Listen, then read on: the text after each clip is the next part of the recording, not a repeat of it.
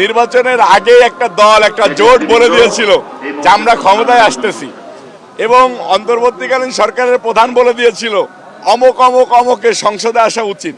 আমরা দেখেছি তাদের ভিতরে 5-6 জন সংসদে চলে এসেছে। একটা সরকার, এই সরকার কিছু লোককে মানে ইচ্ছাকৃতভাবে জিতাইছে, ভোটে বিভিন্ন কারচুপির মধ্য দিয়ে জিতাইছে।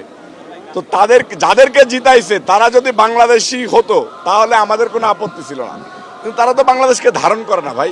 আমি 52 সাল থেকে 26 সাল যদি দেখি, একটা গ্রুপ বাংলাদেশে বসবাস করে, বাংলাদেশে ভোট দেয়, বাংলাদেশের ভোটার, বাংলাদেশের সুবিধা নাই, বাংলা ভাষায় কথা বলে, কিন্তু হৃদয়ে ধারণ করে অন্য ভাষা।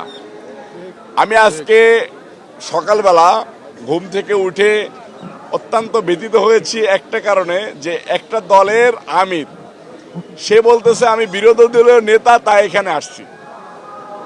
তার মানে সে হৃদয়ে ধারণ করে না বাংলা ভাষা, হৃদয়ে ধারণ করে না বাংলাদেশকে।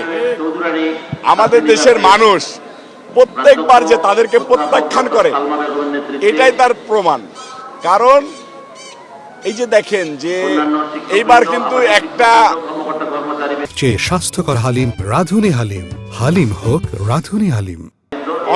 একটা সরকার, এই সরকার কিছু লোককে মানে ইচ্ছাকৃতভাবে জিতাইছে, ভোটে বিভিন্ন কারচুপির মধ্য দিয়ে জিতাইছে।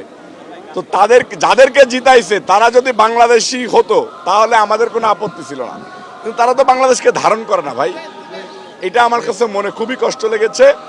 আমি বলবো বাংলাদেশের মানুষকে আজকে তাদের ভাষা দেখুন, তাদের হৃদয়ের ভাষা পড়ুন এবং তাদেরকে হৃদয়ের ভিতর থেকে ঘৃণা করুন। না, নির্বাচন সুন্দরভাবে হয়েছে সেটা জনগণের কারণে। একটা সরকার চেয়েছিল, আপনারা দেখেছেন যে নির্বাচনের আগে একটা দল একটা জোট বলে দিয়েছিল যে আমরা ক্ষমতায় আসতেছি, এবং অন্তর্বর্তীকালীন সরকারের প্রধান বলে দিয়েছিল অমুক অমুক অমুকের সংসদে আসা উচিত। আমরা দেখেছি তাদের ভিতরে 5-6 জন সংসদে চলে এসেছে। আরো কিছু লোককে দিতে চেয়েছিল, জনগণের টোপের মুখে পারে নাই। জনগণ যখন ভোট কেন্দ্র পাহারা দিয়েছে, ভোট দিয়েছে এবং ভোট গুনে বুঝে নিয়েছে, সেইখানে অনেক জায়গায় পারে নাই, কিন্তু কিছু কিছু জায়গায় পেরেছে। কিছু মানুষকে সংসদে বেয়াদবি করার জন্য পাঠিয়েছে। ধন্যবাদ।